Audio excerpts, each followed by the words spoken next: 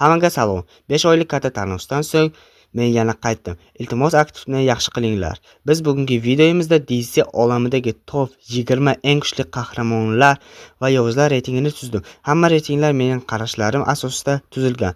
Ko'p gapirmasdan videoni boshladik. 20-o'rinda g'aroyib ayol, ya'ni Diana. 19-o'rinda Flash.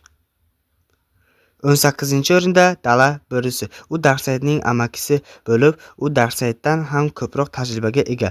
Uning kuchi Supermenga yaqindir, juda yaqin. 17-o'rinda Shazam va Qora Adam. Ularning kuchi bir xil deb hisoblayman, lekin Qora Adam tajribasi kattaroqdir. 16-o'rinda General Zod. U Kryptondan bo'lib, uning kuchi Supermenga juda yaqindir. U juda kuchli. 15-o'rinda Doomsday. U Supermenni yenga oladi, lekin o'sha vaqtda Superman Krypton bilan zararlangan edi. Shunda ham Doomsday juda kuchli. Yuqorida o'rin olgan barcha qahramonlarni bemalol yenga oladi. 14-o'rinda Superman va Ultraman.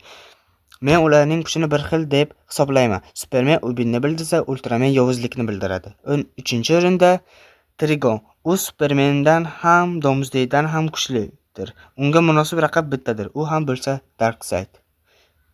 12-o'rinda Doktor Taqdir. U xuddi Marvel olamidagi Strange'ga juda o'xshab ketadi, lekin Doktor Taqdir Strange'dan anchagina kuchli va tajribasi kattaroqdir.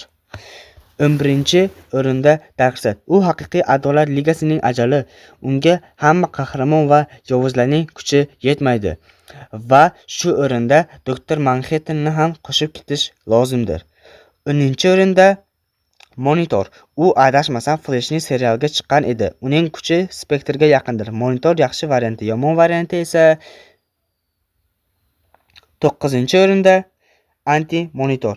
Uning kuchi Spectre bilan barobardir. Uni Spectre serialida yo'q qilgan. Uning kuchi shunchalik ko'pki, ongi yordamida Supermanni bemalol yenga oladi.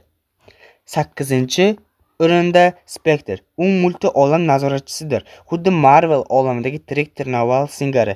U ning kuchi shunchalik ko'pki, 20-o'rindan to 10-o'rinni olgan qahramonlarni bemalol yenga oladi. 7-o'rinda komiks qahramonlarining eng kuchli holatlari.